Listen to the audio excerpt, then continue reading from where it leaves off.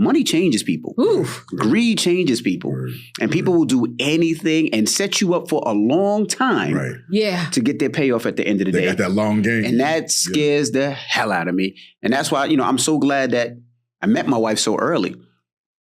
Like, we've had it all. We've lost it all. We've had a little bit. We've lost a little bit. Like, we've been through every stage of everything. She's there for the long haul. I'm there for the long haul. We ain't got to worry about that. Yeah. And that's what is essential for any successful household, in my opinion. There has to be an openness, because when you have that, your kids trust you and they know that you're invested in them and that you want them to live their best life.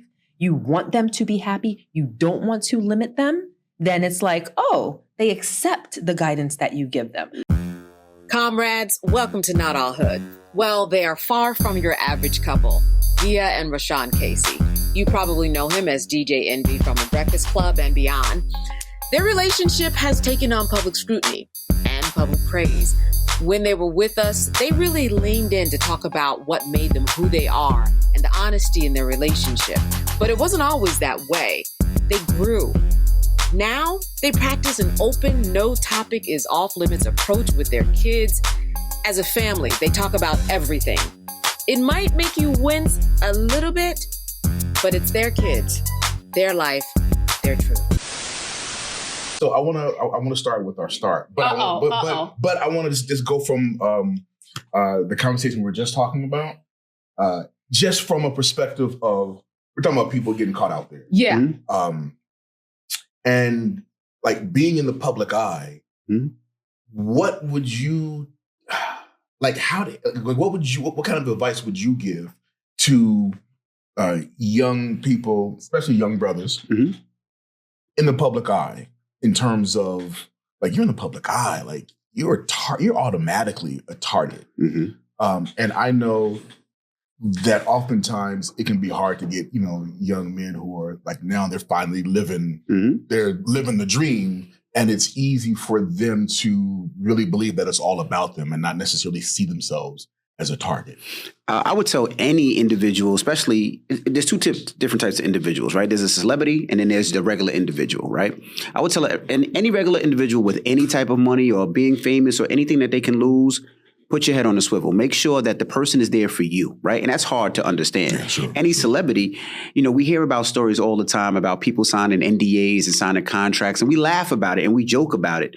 But it gets to a point where you have to. Unless that person is your high school sweetheart when you met when she was 15 and I was 16, and you had nothing, they're there for the actual love, you got to protect yourself. I would tell my son all day long, protect your assets.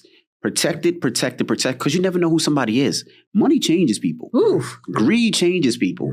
And people will do anything and set you up for a long time to get their payoff at the end of the day. They got that long game. And that scares the hell out of me. And that's why, I'm so glad that I met my wife so early.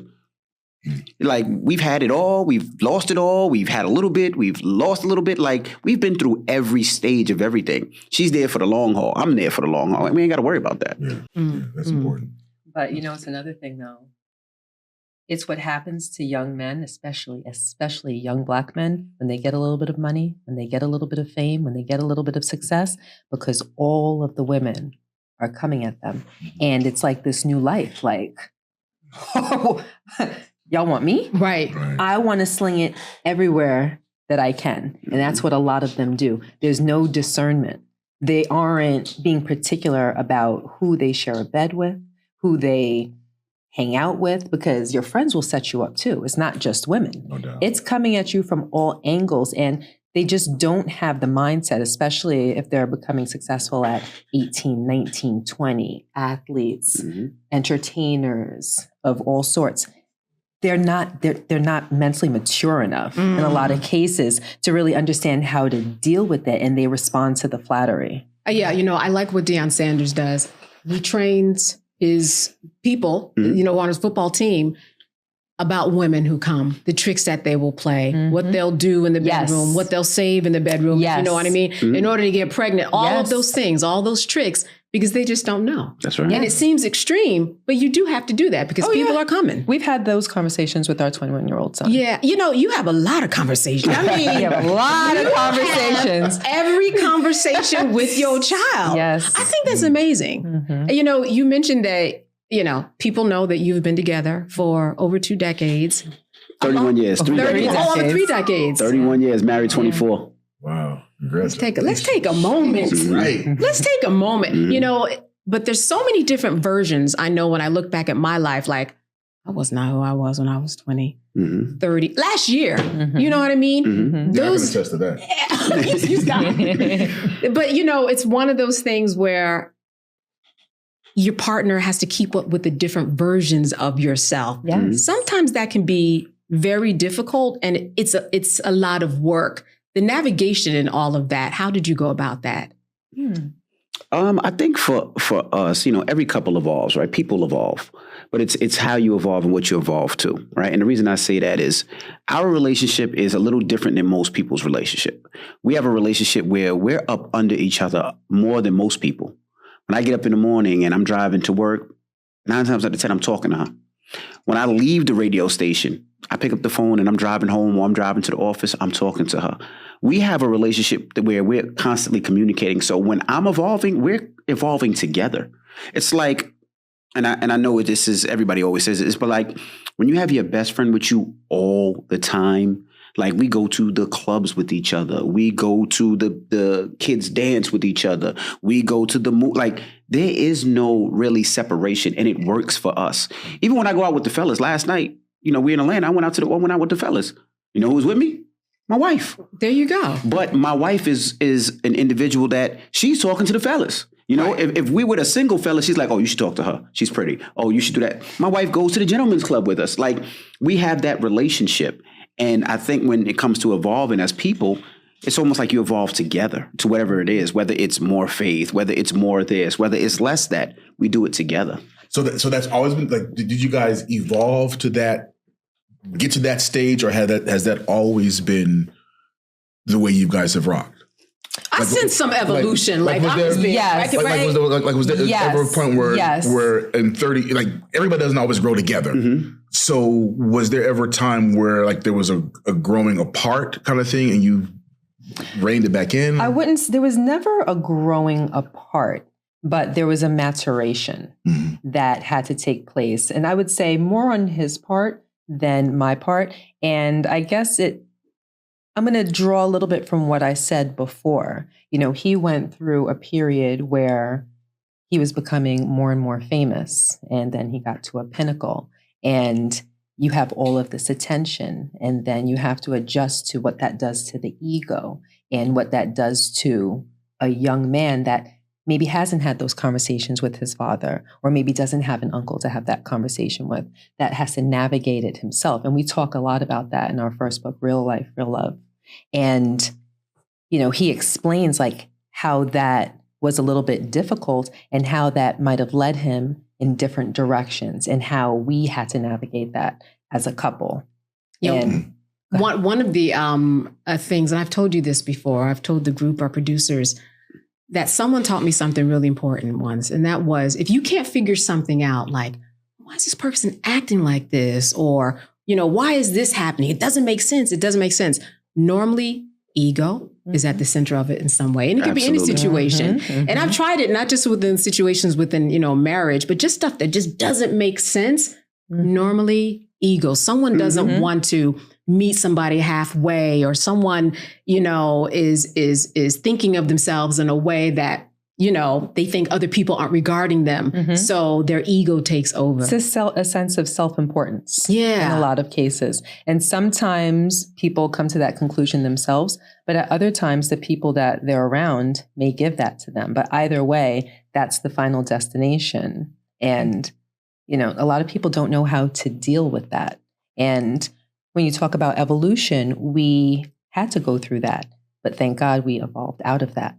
And then we got to a different place where I feel as though we kind of cracked the code because there were so many things that life throws at you, and just so many setbacks that are just kind of inherent with being young and being in love and being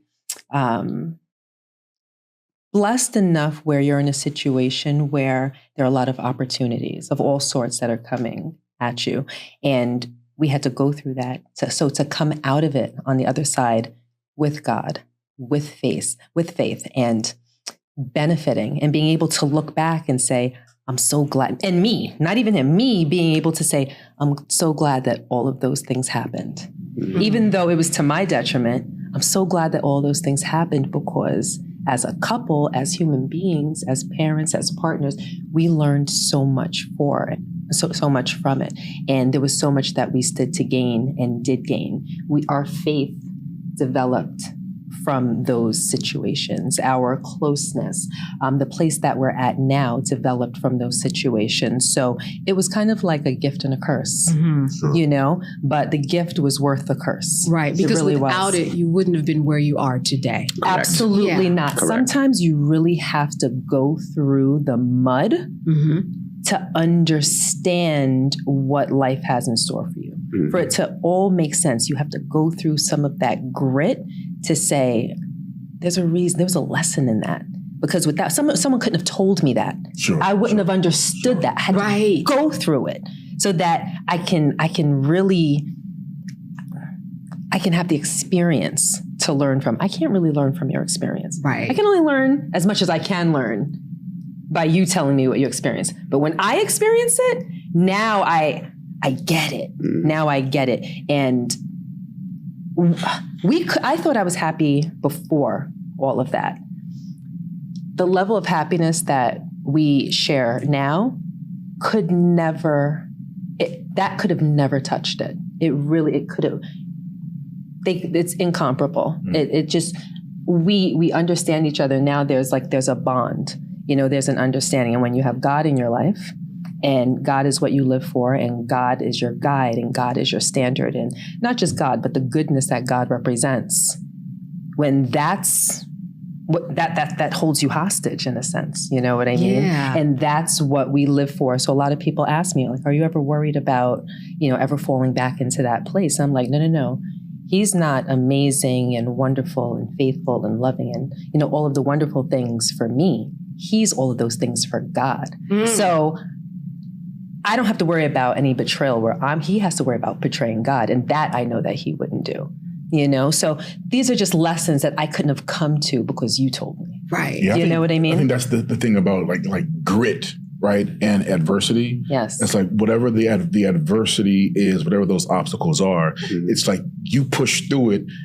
The treasure is on the other side. Absolutely. And you can't get to those treasures without having to go through whatever those obstacles are or the adversity. Yes. Absolutely. And you're right. No one can tell you what marriage is like, for example, or through their experience before you get there. No one ever would have been able to tell me what it was like to be married, right? You really can't. Would you be able to tell someone, hey, you know, here's what marriage is like?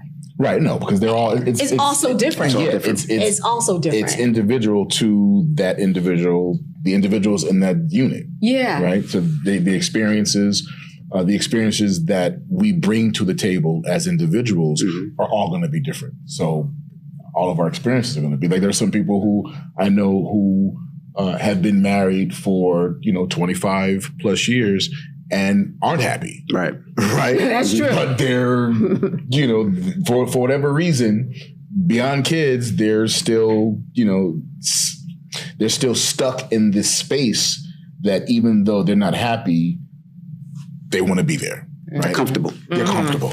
Comrades, if you're enjoying this episode, join the conversation and make sure to like, subscribe, and comment below. Nah. You know what I find too? That people who see a couple like you, who they're going through something, had I gone into law, I was going to be a divorce attorney. Oh. So you made a lot of money. Well, that's why I went into it. That's why I would have gone into it. I thought either that or, I own a morgue or something, but something that's going to have a recurring, what I mean? I'm just saying it's going to happen. Absolutely. So, but people would start coming to me that on the surface, I thought they were great. The best couple. And I remember going out once and I was like, okay, they invited me out. Okay, by myself. That's fine. I needed to catch up with him. I hadn't seen him since high school. And then we got through like a 90-minute dinner, and they have been, I can't say where they went to school. Yes, I can. They wouldn't mind. They went to your alma mater. They went to Hampton. The real HU? Okay. Yeah, Wow. okay. We'll have words later.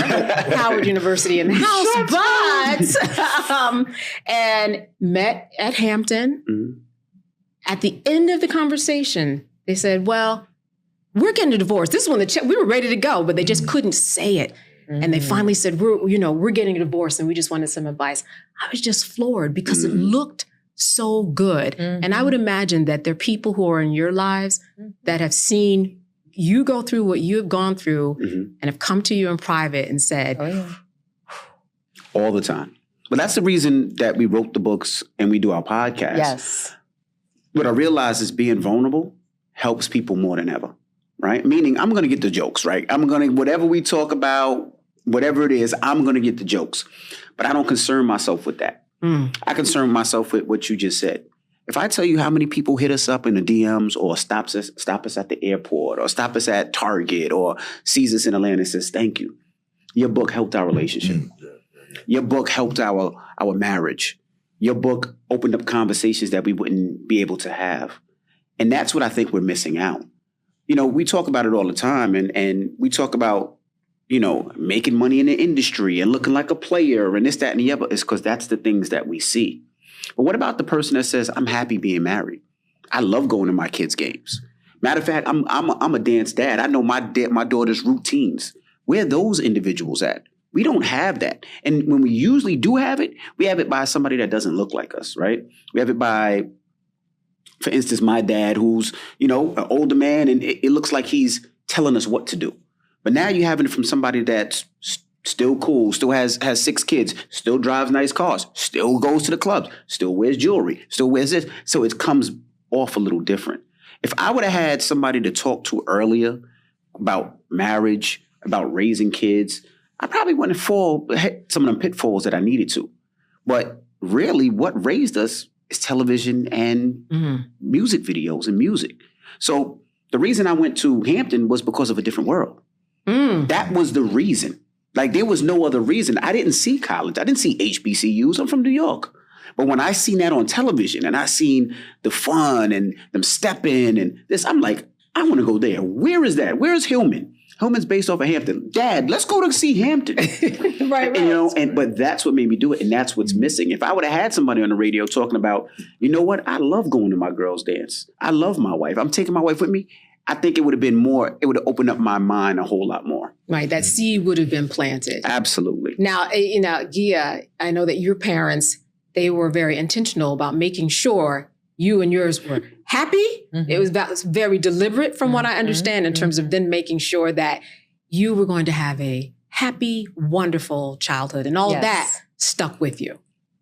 Absolutely. My parents, and I don't think that they sat down and had a conversation about how they were going to parent us.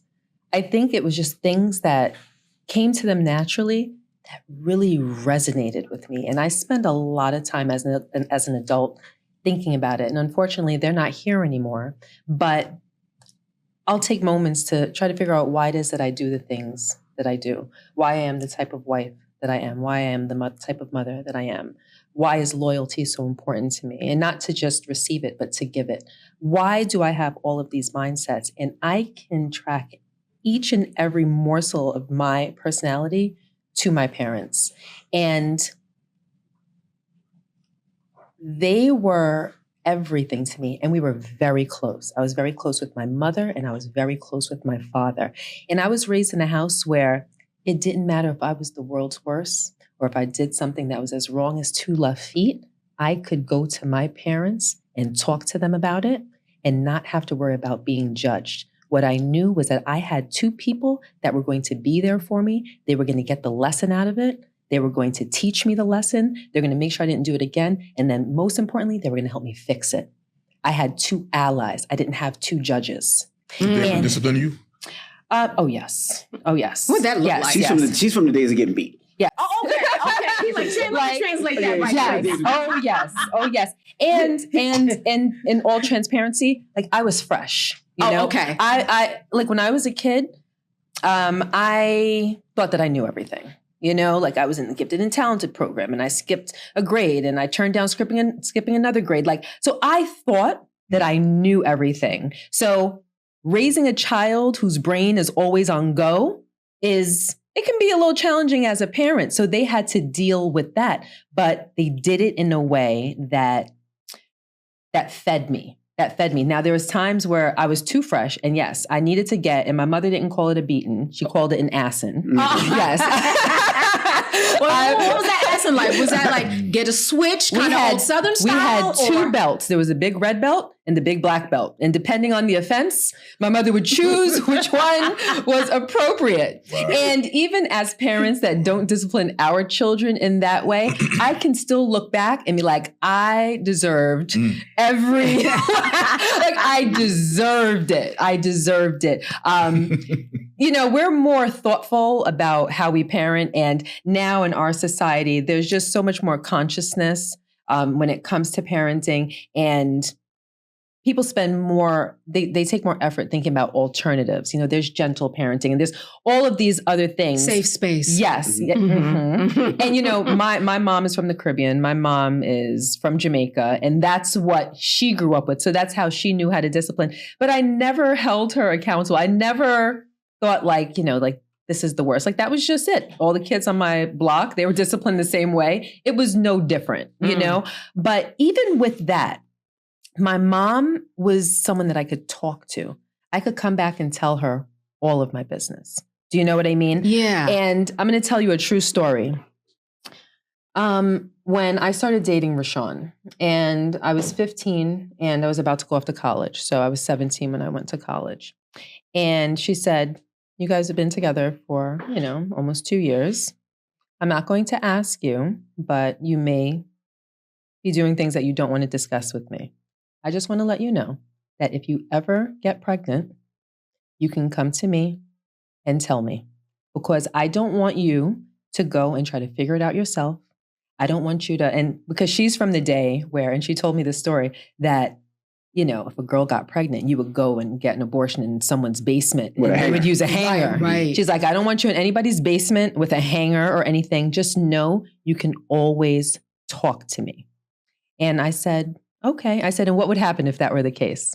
And she said, listen, if you were to remain in college and I had to take care of your child, that's what would happen. She said, but you're smart enough to not be in that situation. I just want to let you know that if. And that's great. Just little conversations like that. It's like, I rock with my mom. Like my mom, no matter what, she's going to protect me. She's going to make sure that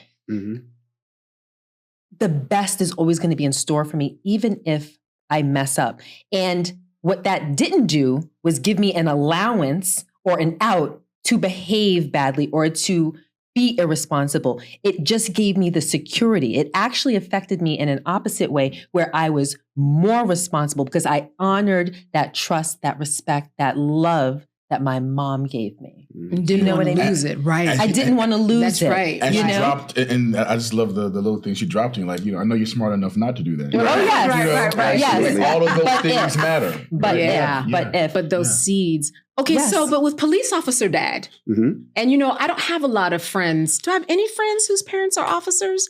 I'm wondering what that looked like as a young Black man to have a police officer dad, and what that love looked like within your household. Yeah, so a lot different than a lot different. So my dad is ex-military, and he was a police officer for the NYPD. So for him was, I don't want to say less love, but it was more survival.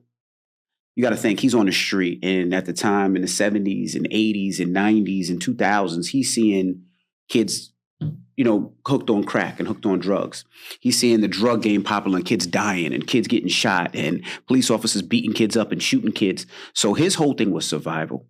His whole thing was, there was no conversation. It was like, Dad, can I go? No. Why? Because I said so. Good night. And that was it. There was no conversation. As a kid, I didn't understand it. As a kid, I'm mad. But so-and-so can go. Why can't I go? Why can't I go to the mall? Why can't I take a train to Manhattan and hang with my friends? And he was just like, no. When I was a kid, I hated it. When you become a father, you understand you're just trying to protect your kid. Now, I wish my dad would have been like, no, well, the reason I don't want you to go is because this, that, and the other. But he wasn't raised like that. He looked at it like, I just want to keep my son alive. So like you look at Gia's history, Gia's been through battles. Like, Gia's almost been kidnapped, right? He tried to kidnap her. She's been cut in the face over here 40 times. She's been through so much that my parents were like, we're going to make sure that that doesn't happen to you. And we try to do it with our kids too. It's almost like we over-parent them to protect them. And that's what I did for my kids. I'm the discipline guy. I'm the person that, no, you can't go to the mall. No, you can't do this. No, you can't go to that party. No, but with explanation this time. No, I started off without an explanation. Okay. Gia and I talked as parents and was like, I don't like that. And we argued. We got into disagreements. We butted heads on that. We butted heads 1,000,001 times. I looked at it at first as I don't have to explain to a child why I'm making the decision I'm making. He don't pay the bills. She don't pay the bills. She doesn't pay that mortgage. She doesn't pay the car note. She doesn't pay for the schooling. I pay for it until they pay for it? No. But then I realized I was my dad, and I didn't like that. And I love my dad. My dad's still alive. My dad he's still the same to this day. Every day he calls me at 6 o'clock in the morning to make sure I get to work. Military. Every day he makes sure I'm good, and I love him for that. But what we started to do as parents is like, no, explain to the kids why. Explain why you don't want them to go to that party. Well, I don't want you to go to that party because it's going to be kids drinking. And if they're drinking and driving, you can get into an accident. They can run into you. It could be a stupid mistake. It could be this, that, and the other. And what I realized is once you start explaining to the kids why, you develop a trust that they don't ask anymore. They just like, nah, mom said I ain't going. I ain't going. Y'all have fun. My mother knows what's best for me. And it's a different level of trust. It's a different level of conversation. We've had conversations with our kids when they ask us things. I'm like, I can't believe that you're really asking us this. Or I can't believe you just told us that. But they feel comfortable enough to tell us. One story, I don't even know if it's in our last book. I wasn't there for that conversation. This is the one I said, babe, you handle this conversation. Oh, here we go. I'm going to watch the Knicks. So our kids go to a play date, right? Both our kids, Madison and Logan, who is 23 and 21. And I guess when they were in the basement, they found a bloody condom. A what? Mm-hmm. Yes, you heard me. Mm-hmm. Yes, that's what they found in somebody's basement. So now when they come home, they feel comfortable enough to be like, hey, Mom, I found a bloody condom. There was a bloody condom in Pete's house. Well, their friends had to tell them that it was a condom. So they were all together, and the kids all together discovered this. So the other kids had to tell our kids that it was a condom. And when they came home, they felt comfortable enough to ask. They're like, basically like, what's the meaning of this? Right. And I realized that I had to have the sex talk with them then because the rest of the kids had conjured up all types of explanations with incorrect information and pure nonsense. So I'm like, I have to educate them or else their friends are going to miseducate them. Mm-hmm. So I'll let you continue. So Gia sat them on the bed. I remember them coming in the bed and we're laying in the bed. And I start hearing the sex conversation. Well, let me explain to you why somebody wear a condom and what sex is. And when you love somebody, I'm like. They're 11 and maybe 9 at this time. I'm not ready for that conversation at this time. So I said, babe, go ahead. Dad's going downstairs to clean up the dishes. Right. So Mom went down there and they sat there for hours and had a conversation on the bed. They got popcorn. I got them juice and sodas. And they had a conversation about it. Now, I was uncomfortable because I was just uncomfortable having a sex talk with my daughter. But it was just an uncomfortable conversation. But the fact that our kids were able enough to be comfortable enough to have that conversation was like anything else. Because I'm still waiting for the conversation about the birds and the bees with my dad now. My mom and dad has never taught me about the birds and the bees. And just, it belonged to someone's older brother, right? From what I understand. So it was the older brother. Yeah. Yes. Yeah. He had a girlfriend over and I guess it was that time of the month. Yeah. And they didn't discard. Yeah, just to make sure we understand what happened. Yes. Why that? Of course. Right. Do you remember any of the stories that the other kids had conjured up? Like, that's what I'm interested in. Yeah, look, we're gonna, oh, Lord. Oh, Lord. What did they come up with? It was like, if you really want to know, one of the kids said, okay, I'm going to tell you exactly what Logan said. Logan, who's my 21-year-old boy, said, yeah, so-and-so, I'm not going to mention the child's name, said that it's because they had sex in the butt and it was, it's not supposed to happen. So it's just like blood everywhere. And, okay. Yeah. So, right. Yes. That's why you were at the Knicks, sir. Yeah. Yes. But that was the reason why I said I'm going to go watch the Knicks and change their watch the But because of that, I had to have an anal sex conversation with them.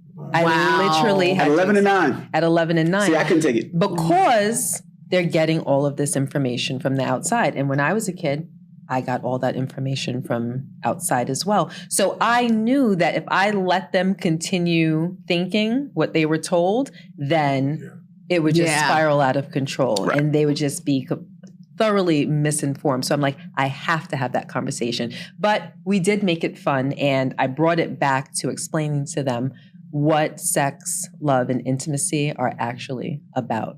You know, like God made us and he made sex pleasurable. He wants us to enjoy it because he wants us to procreate. He wants the products of that love to come to fruition. So when you have sex, ultimately it's supposed to be with someone that you love. It's not for everyone. So it's like, oh, so what does that look like, Mom? And like, how does it work? So then, you know, I had to explain, and we made fun of it. We joked, and my son was like, so what's that? It's like,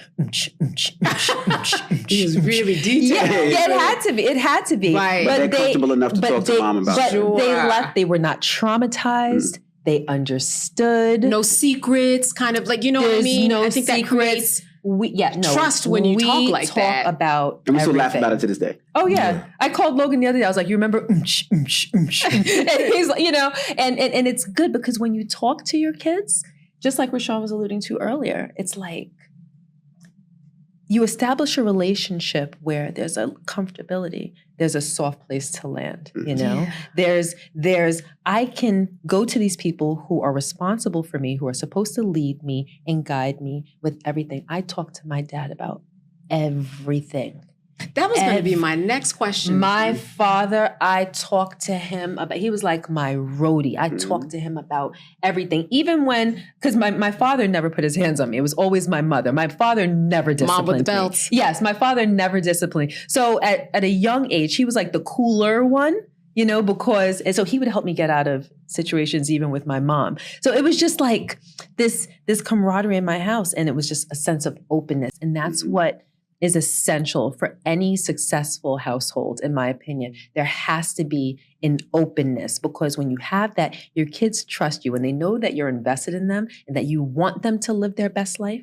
You want them to be happy. You don't want to limit them. Then it's like, oh, they accept the guidance that you give them, because it's not like, oh, mommy said no. She don't even know why she said no, but she said no. It's always no, no, no. It's always no. You can't have, you can't go. No, no, no. So like, whatever, later for her, I'm a sneak. My kids, I would never, and this is honest to God, I would never even have to consider that my children would ever sneak out of the house.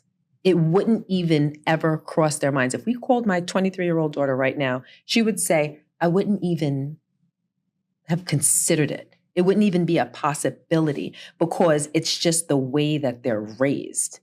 Do you know what I mean? Yeah. And you built that, and that open communication is wonderful. And I see how you have that within your family unit.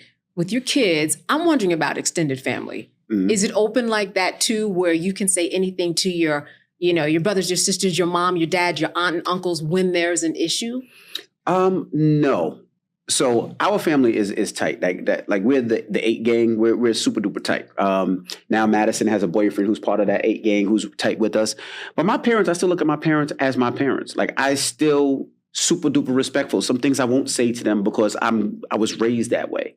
They can talk to me about everything, but there's certain things it just doesn't leave our house. Mm-hmm. Just is what it is. I think there's something about going back to what you were saying, Gia, about when you're open with your kids, and when you're talking to your kids and you're sharing your own experiences, mm-hmm. Growing up or being in their age, it humanizes the rules that you set. Absolutely. Oh, yeah. So there's an understanding.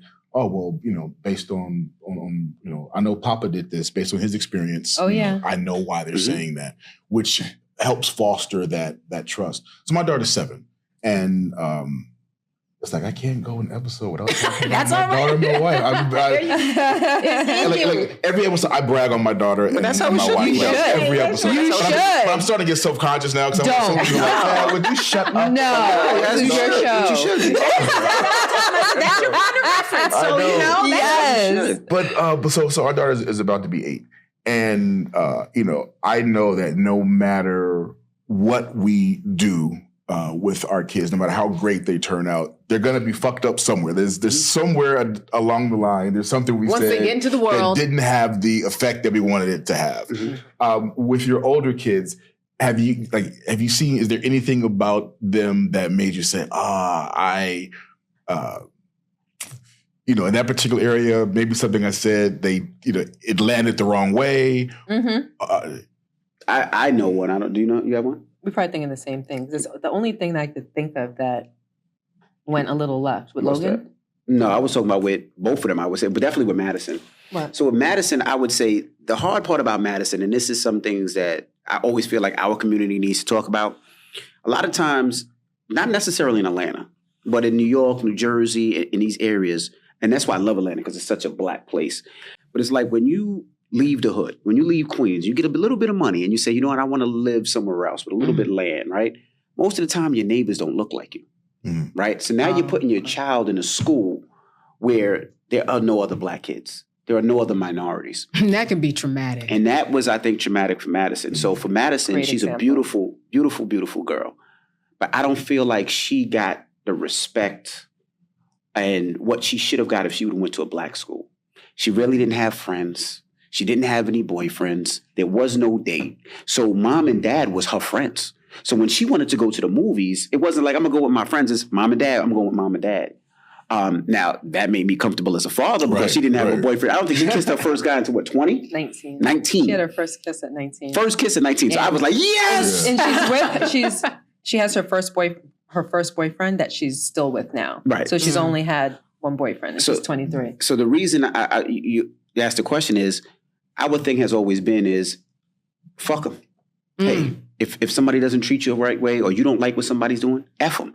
And what that really did was it made my daughter at those ages become a goody two-shoe. And what that means is like, she was the security guard in school? What was it? The crossing guard? She was the hall monitor. She was the hall monitor. She was the hall monitor, right? She was that person. You're late. I'm writing it down. She was that person. She was the person that didn't have any friends. Oh, you smoke? Oh, I can't talk to you. Oh, you drink? I can't talk to you. Oh, you do this? You curse? I can't talk to you. So she was alienating everybody away from her. And she didn't get it until later on when she's in high school and was like, I really have no friends. To even now, to this point where she doesn't have that many friends. Like if you tell my daughter, hey, you want to go out this week? I only go out when I go with my mom and dad. I'm good. Like that's how she is at 23. So that was one thing that I wish that I could have made it more inclusive to let people. I want to say something about that. So with Madison, she looks up to us in a very, very special way. She looks up to me as a mother for certain reasons. She looks up to her best friend, her father, for their own set of reasons. And I feel as though when you're striving to be like your parents, you have, I'll say she set standards for herself. Like mommy is this way. Like mommy doesn't really drink much. Mommy doesn't smoke. Mommy doesn't do this. Mommy doesn't do that. That's what I'm striving for. Daddy is successful in these rights and I want to be an entrepreneur. I want to do that. So she had her own idea of who she wanted to be based on who she viewed us as. And I think that in some ways was to her detriment because I'm the type of person that I'm very polished, I'm very put together, but I also like to have fun. I also like to enjoy myself. I'm also very down to earth. I'm also very humble. Like there are just certain things. And she would look at someone her age when she was in high school that drank or smoked and was like, I don't want to be friends with them. She would look at a girl that may be promiscuous at 16 or 17 and be like, I don't want to be friends with them because my mother lost her virginity to my father and my father's the only person she's ever been with. So that's like what I have in my line of sight for myself. So I think that she found herself judging people and putting off friendships. And when we had a conversation about it, I said, you have every right to be who you want to be. But while you're doing that, you can't judge other people. Other people have the rights to make their own mistakes if mistakes are what they're making. But you have to let them deal with that. You can't put them in a box. You can't deem them as non-worthy. I said, your promiscuous friend, your friend that smokes weed, whatever. You have been raised to know that that is not for you. So you can befriend them, you can hang out with them, but you can know at the same time that you're not going to engage in what they engage in because everyone has their flaws. And if you judge people, then you will be lonely because everybody has something. Right. Everybody's got a flaw. That's funny. My mother told me the exact opposite. when it came to like, okay, you hang out with him, he smokes weed, he's got weed on you. The cops pull up on you for some bullshit, and he's got weed on him. You go to jail too. Yeah, right. Yeah. Well, in certain situations, I'm talking about just not judging, throwing them away wholly because don't put yourself in a situation where you can get in trouble. Right. Obviously, but take those friends, learn from them, learn from their experiences. You'll have vicarious experiences through them, like, oh, she slept with so-and-so and she got crabs. Like that was something like I had friends when I was young where I was a virgin and these are things that they were experiencing from. I wouldn't say, okay, I don't want to be a friend, but like, okay, so what happened? I would learn from those situations. I was self-assured enough to know that I wasn't going to fall into those traps. I could separate the two. I could separate my actions from the actions of the people around me. So I like the idea of being strong enough to know who you are. And that's where that self-assuredness comes. That's where that confidence comes. That's where that empowered child that we talk about in our book comes from. I don't have to care about what anybody else around me is doing because I know who the hell I am. And that's what my parents raised me with. My parents, my father, and I say this often because it's something that really weighed on me, even though I was probably 9 when my dad told me. He would say to me like, about lying, like, you don't have to lie. You never have to lie because there's nobody in this world that you have to impress enough that you have to lie to. If your truth isn't good enough for them, bleep them. I like the other thing that he says about the lie. What's that? About if I tell the truth, I don't have to. Something he says about if I tell the truth, I never have to worry about a lie. Or exactly. Exactly. You don't. You tell a lie. He would say liars have to have a good memory. If you're a liar, you have to have a good memory because you got to keep up with all of your lies. Right. You got to remember. You remember who you're talking to, who you told the lie to, who they might have told the lie to. That person approaches you. You got to remember the lie. He's like, nobody is worth it. So there were just little things that my parents, little nuggets that because of that, I don't lie. Yeah. And there are times where it's much easier to tell a lie. Yeah. I got to stop. Like I might be inclined to in a moment, like it'd be so much easier, but then it's like, I can't because that's not my fabric. Yeah. Do you know what I mean? Yeah. When I think about the girls back in high school who were fast or who were getting crabs or who were, drunk in 8th grade. I just want to let you know, crabs shows your age. I don't know. I know, right? I don't know anybody that said they caught crabs. That's what it was. They weren't getting gonorrhea and chlamydia. They were getting crabs. Crabs is just crazy. Yes. Crabs is crazy. Crabs sounds so nice now. Right. Go ahead. What was my point? Looking back in retrospect, now I know it really wasn't about them specifically anyway. Who were their parents? Absolutely. That's what it was all about. They didn't have my parents. Right. So, my judgment on them, changed, especially when I see them at the reunion and things would get even worse. I'm like, oh, wow, they definitely didn't have opportunities or the seeds planted or positive thinking. But at the time, it is easy to kind of judge because you're like, I'm doing this. Why can't you do it? So I see your daughter's point, but we all have something, but we don't all have the same parents. I don't want judgmental children. Yeah. I don't believe in judging anyone unless you do something harmful or hurtful to another person. People learn from their experiences. And sometimes you don't know why a person is who they are or they behave the way that they do. And a lot of times it comes from maybe being raised in a household where you didn't get that love. That's right. Somebody was molested. That I came to find out. And that, translated into what I was seeing them doing in high school. Yes. Maybe your parents didn't talk to you. Maybe they didn't teach you lessons. And it was funny, in the car ride on our way here, we were talking, it's like a lot of times as a parent, a lot of parents think, you know what parenting is? I provide for you. You have a roof over your head. I feed you. I buy you clothes. I send you to school. I talk to you occasionally. We sit down, we have dinner together. Okay, how was your day? It was great. Okay, wonderful. Everything else, like your friends, social media, you go to your room, you're in your room for hours. I'm thinking, oh, I have a break. Do you know what I mean? A lot of parents, they don't put that extra work into it. They don't think about creating a family, cultivating your children, crafting them, molding them, deciding who you want them to be, having that deliberate nature where you say, this is the type of human being that I want them to become. So I am going to spend every opportunity molding, teaching, being an example, creating, because I have the authority and the ability as a mother and a father to do that. A lot of people don't take the time to think that. And I think what you're saying is speaks to the difference between a mother and father and a mom and dad, right? Like anybody can be a mother and father, right? But being a mom and dad, it's investing that time. Yes. It's cultivating those relationships. Yes. It's forming these young minds and helping to guide and raise them to be good people. Hey, comrades, if you are enjoying the episode, join the conversation. Like, subscribe, leave a comment below. Don't get yourself blocked. Keep it clean.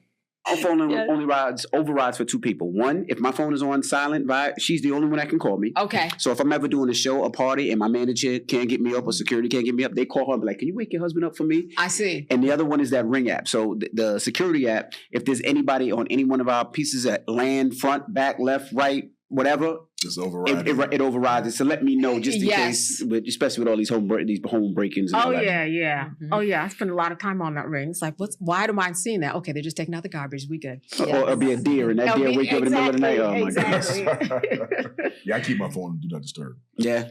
Yes. Oh, I learned. I was like, but I'm just calling him, and I don't understand why isn't that. He was like, oh no, I don't do that. I was like, oh okay. Learned. How long have you been married? Oh boy. No. So 4 years come September. Okay. And the reason I hesitated is because for some strange reason, I thought about my first marriage, which there's no reason to, but that's another story. There's no reason at all. But 4 years come September. How old were you when you first got married, your first marriage? Oh, wow. I first got married in 2000. So I didn't quite give you an age, but you could do a little bit. Look, he was trying to slick. How old were you first got married? I don't like where that was going. No, I'm being funny. That was 2000. Okay. So here's the reason. Actually, I want to pose the question to you first. Yeah. So when I think about Madison, right, 23, first boyfriend.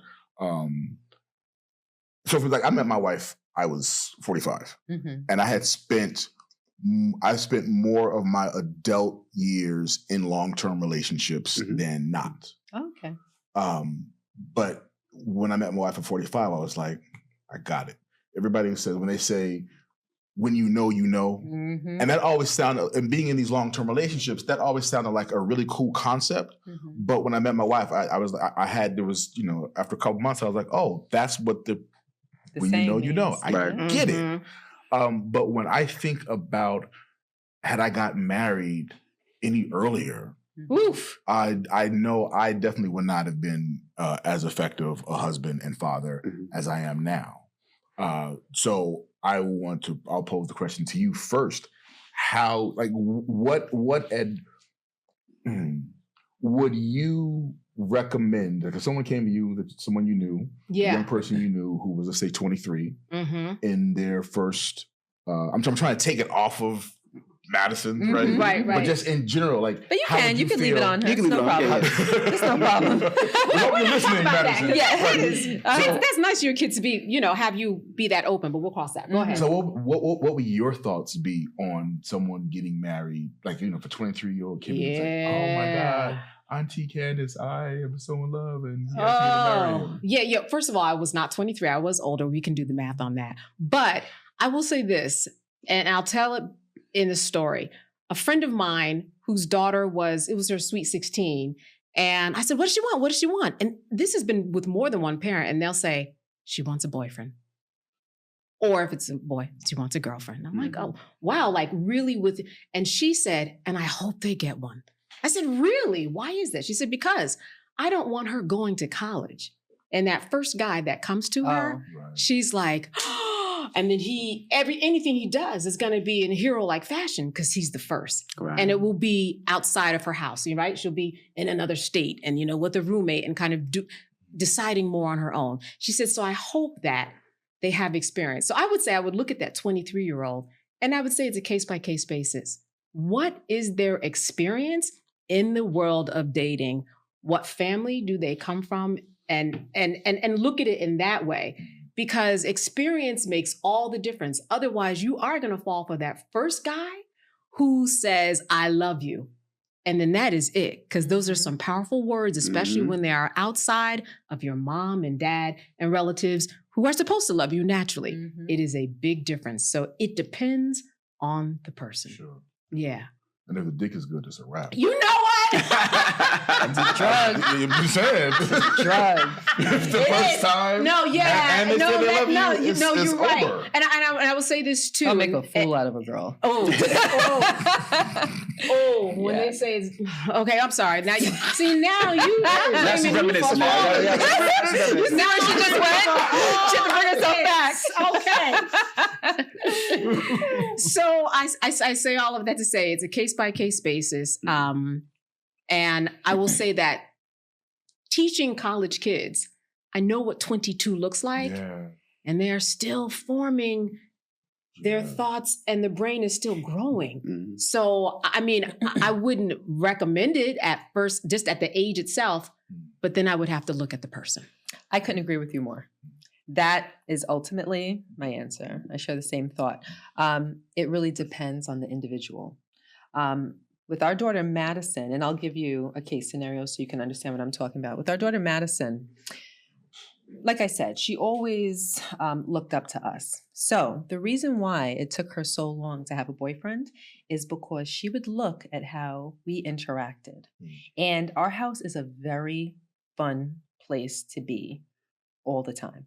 It's always laughter. It's always jokes. It's always roasting. It's always play fighting. It's always hugs and kisses and I love yous, and maybe even too much sometimes. Like it's so many I love yous. If my kid walks into the room, it's I love you. So when they walk out, it's I love you. It's kisses, kisses, kisses, kisses. So it's a very happy place. And that's what Madison is used to experiencing. And she would always say to me, if it's not what you and dad have, I don't want it. So she would size a boy up that might ask her out or be interested and know, he's not capable of that. Like he's not that fun, or he's not that open, he's not that non-judgmental, because she got to a point where she understood and she was able to separate the two, so she would take all of these things and formulate what it is that she wants in a partner. So she finally met that person. She went to NYU. She graduated from NYU. He also went to her school. They met, they started hanging out. We took him out to dinner. We adore him. They have our full blessing. They know that they're going to spend the rest of their lives together. They've already come to that conclusion. They're the same age. Yes. So much so that for her college graduation, we bought her a house. And we're renovating the house for her to move into. So when she was in college, she had an apartment. And just like us, when I was in college, I was always at Hampton. I was always at his apartment, or he was always at my apartment. Our parents got together and said, why are we paying for two apartments when our kids are always together? Like, this literally makes no sense. Our parents said they should move in together. Really? Yes, absolutely. So with him, I'm like, he's always at your apartment. He supports himself. So I'm like, he shares an apartment with 3 or 4 other guys. He's always at your apartment. I don't mind if you guys move in together. So when they moved in together, and then we bought her the house and it was under renovation, when she graduated, she came back home to live with us. And I said, you know what? I don't mind if he comes and he lives until you guys move into your house. So he's around us constantly. We go on vacation. We take them both on vacation with us. When we go on a date, we bring the both. Double like, date. Hey, we always double date with them. I saw an episode we were talking about. It was his birthday, and she wanted to take him out for his birthday. And he was like, "Can your parents come?" Yeah. Yes. Oh yeah. So that was actually absolutely. Yeah. It was his birthday, and he was like, "Can you invite your parents?" And she's like, Right. What's that? What? Why? Yeah. And she's like, I mean, I love him too, but it's like your birthday. That's what you want. And he's like, yeah. And we went, and we always double date. I really like him. So he has a great job out of NYU. Great job. I like him because he reminds me a lot like me. Right? He's a protector. He is there. He has a great job. He's not in the industry. He doesn't like to hang out. The only thing he wants to do is play basketball and hang out with Madison. So they are just like that. I take him to the games. We go to the games with each other. He's from Ohio, so he's a Cleveland fan. I'm a Knicks fan. We go to the games with each other. I take him to football games. My daughter's feeling sick. My daughter's watching the little Chew crew while we're out, and my daughter's sick. He went and picked up the girls and the boys, picked them up from school, took them to soccer. Like, he is like that. And they're how old again? Both of them are 23. 23. Yes. 23. He is like that. When he buys a car, he wants to buy something, first thing he does, Mr. Casey, can you come with me to this dealership to come check this out? Mr. Casey, can you just he's like one of my other sons. He could be one of our children. That his personality, his fits right on his it. level of intelligence, his integrity. And that's why I couldn't agree with you more. It's a case by case situation, because you don't meet too many 23-year-old good looking boys that have high integrity. And it doesn't feel awkward. It's not like, because when I was, when we moved into Gia's house, when we first started off, I felt my awkward. mother's house. I felt awkward and uncomfortable. Right. I just felt like a man in another person's house. Just felt like a guest. Yes, going to the bathroom. I would hold to go to the bathroom. Everybody was sleeping and run upstairs and go to bed. Like, it just felt uncomfortable. With him, I don't have that feeling. Yeah, no. Right. Like, we play basketball with each other. We play Monopoly. We play Monopoly with each other. Family. We cook with each other. Like, he's always there. So I really like him, and I like their relationship. Yeah. Wow. So That's great. They've got great models. And that's the thing. And that's the reason why I brought up the fact that he lives with us temporarily, because I can see that him seeing us as an example, when we look at them, we were at a wedding about maybe 4 weeks ago, and we're sitting across, and they were at the wedding, and we're looking at them. I'm like, look at how they're laughing and joking and kind of, digging at each other and playing and affectionate, hugging, kissing, the affection. So I'm like that's us. And he's like, damn straight, that is us. I'm like, so when you see it play out the way that you've always wanted it to play out, that you raised them to choose the right person and to interact a certain way, when you see it actually play out, it's such a beautiful thing. So if he proposes to her anytime soon and they want to get married, 23, I think, is an appropriate age for her in her situation with that particular person. Right. Do you see what I mean? I do. But now, in most cases, I wouldn't say that 23 years old is old enough of an age for a person to rack up enough experience to be able to make a decision to decide that they want to be with one person for the rest of their life. I don't think that most 23-year-olds even considered what that looks like or what that means. And do you have interaction with his parents at a level that you'd like? Yeah, no, they come to the house in the summer because we do. They're from Ohio. They come. Well, his mom is from Ohio. She comes. She brings His her other dad kids. comes, He's yeah. also one of 6. Brings the kids, and we go bowling. We do things with them. His dad comes, and we'll spend a couple days with his mother and his brother, and we hang out by the pool and we swim. So yes, we have a wonderful relationship with them. That's great. You know, I always people. I've got my entire life people talking about how much the Cosby show has affected their life. I mean, you went to Hampton. Yeah. So the thing that I find really surreal is, even though being a part of that show, Cliff and Claire's relationship has always had a profound impact on how I saw, the relationship I wanted to be in, the marriage I wanted to be in. So much so that I have on my third album, I have a song with Lettucey called Brand New Day. And at the end of the song, at the end of the last verse, I actually say, I'm holding out for that iconic love like Cliff and Claire. And I met my wife the month after I put that record out. But it was like, that was and my parents been separated since I was 3. They've been divorced since I was 6. My dad's been remarried for 47 years. I've grown up with my mother and father as best friends. Like to this day, they're like brother and sister. Is that strange?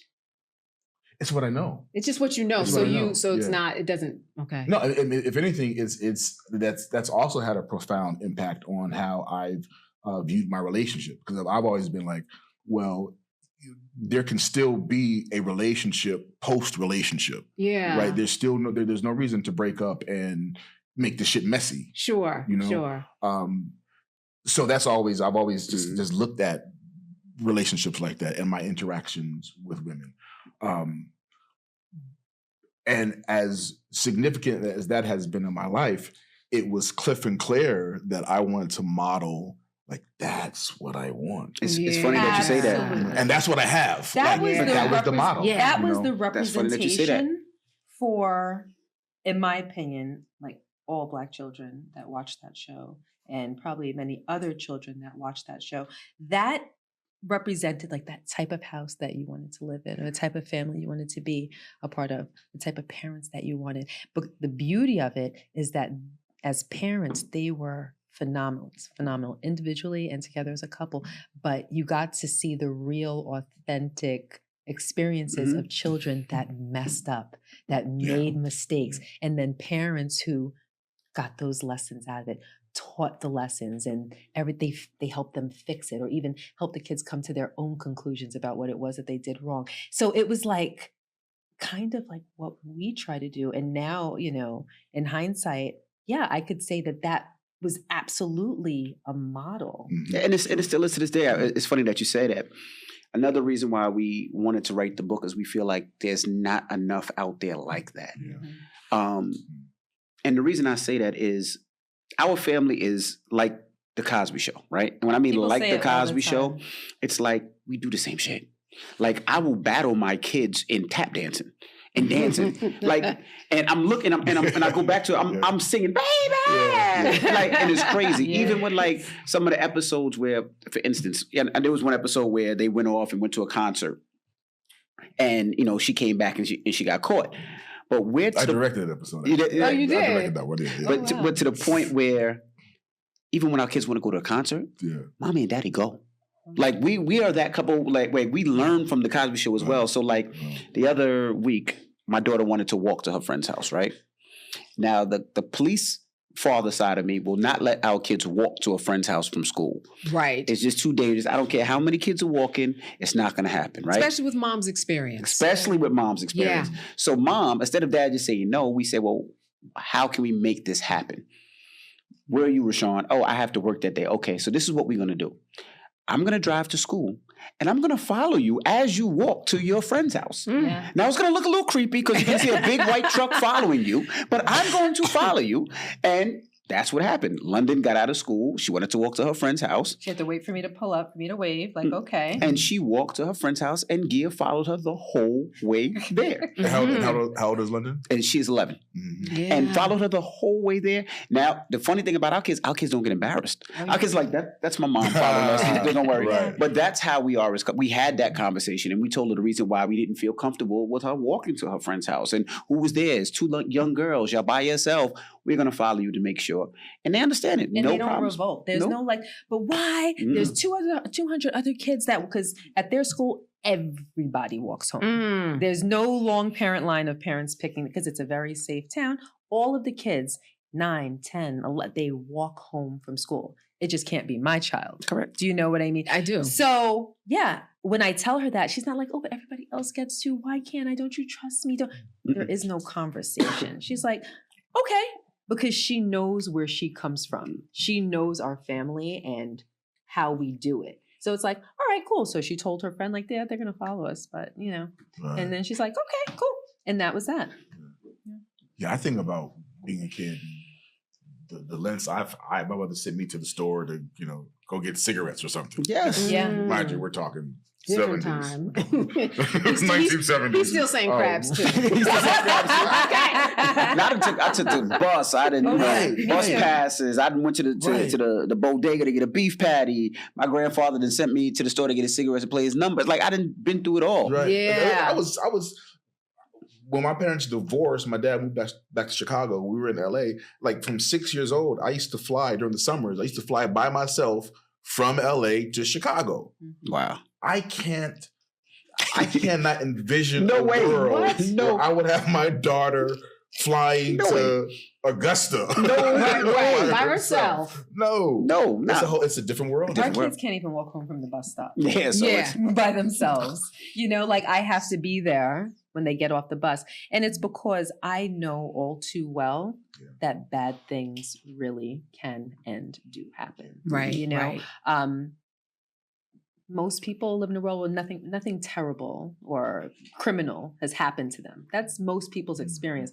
But when you've had criminal things happen to you, you understand that they can and they do. Yeah. So I'm hyper aware and I'm not paranoid. And we joke and say that we're overprotective. I don't think that we're overprotective, but we are protective.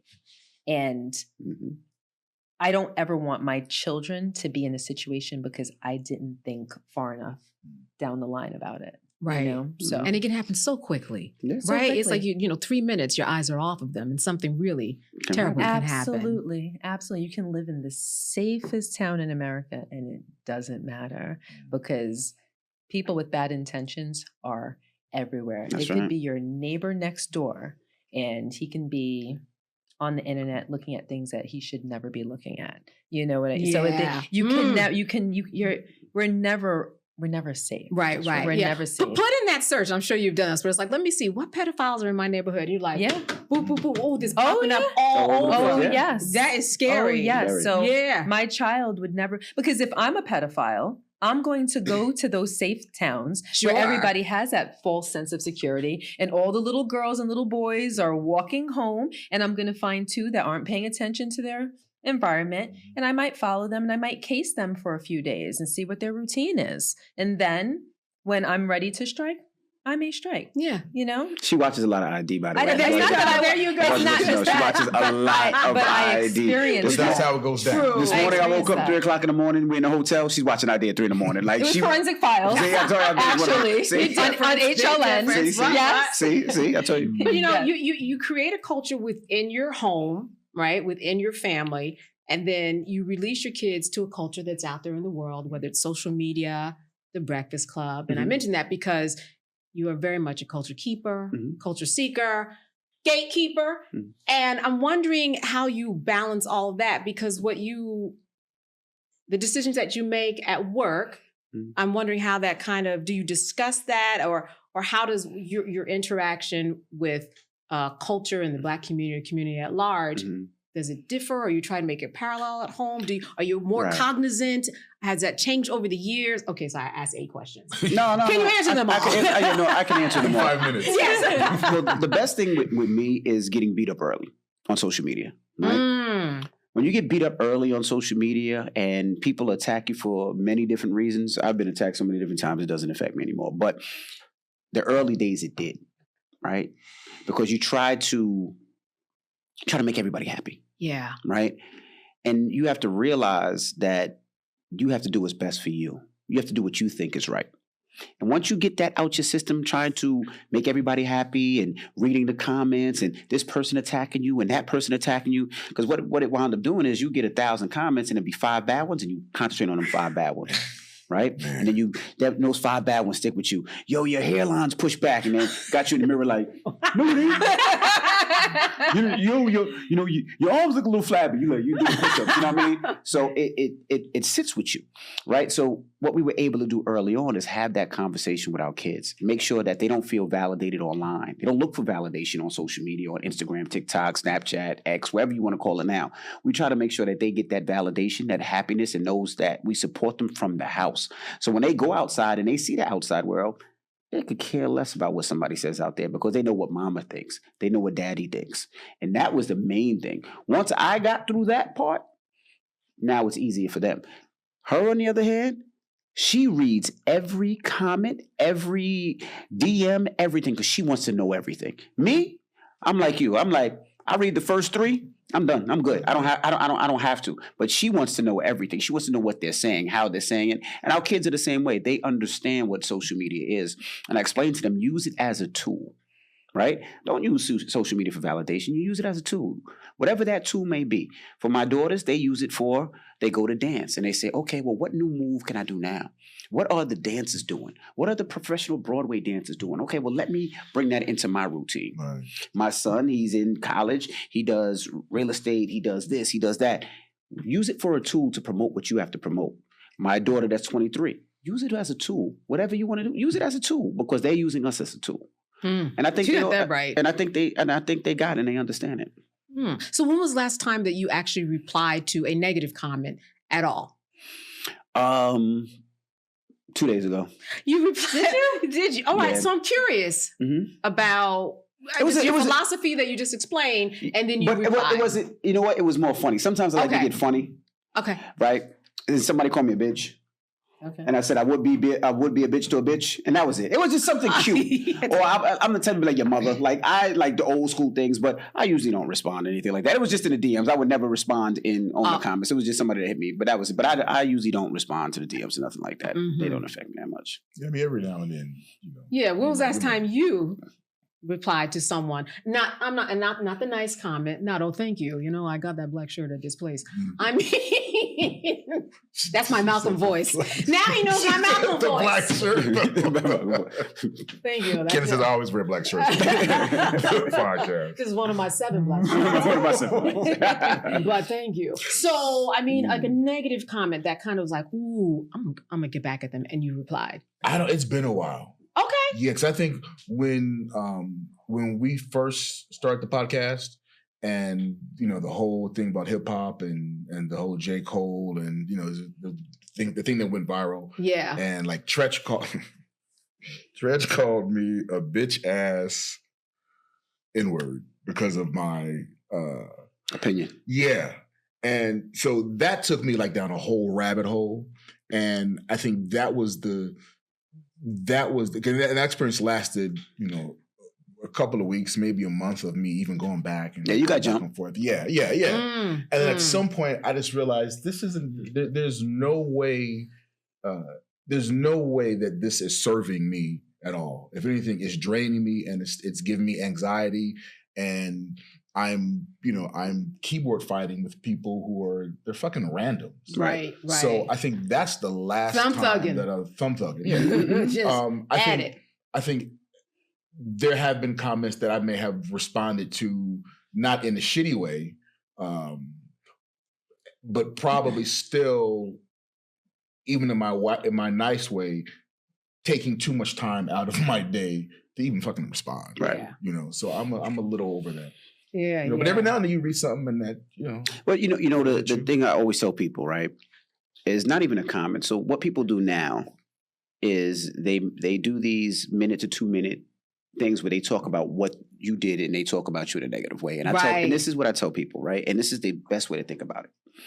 The problem with social media is we reward people for bad behavior, right?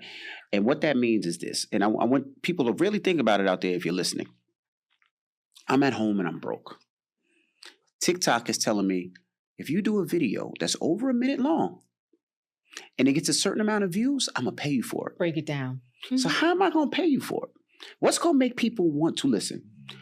Right? As soon as I leave here, I'm going to do a video in the front. I just did a podcast with Malcolm-Jamal, and y'all would never believe when he turned around, I seen an arm coming out his ass. I swear I seen it. If you don't believe me, it's this, that, and the other. And you know what's going to happen? It's going to go viral. And I'm going to get 1 million views. And I'm going to get paid $1,000 that day. And I'm like, wow, it was that simple. Now, Malcolm got mad and was like, Envy's a effing liar. So now he came back to me. So now I'm like, I'm going to do it again. You know what else I saw? I seen him get in the car with 30 white women. So if his wife is listening, he's cheating on you. And this, that, and the other, yada, yada. That one gets 2 million views. So now I got paid $2,000 on that video. So on Monday and Tuesday, I got paid $3,000 to make up some fake shit.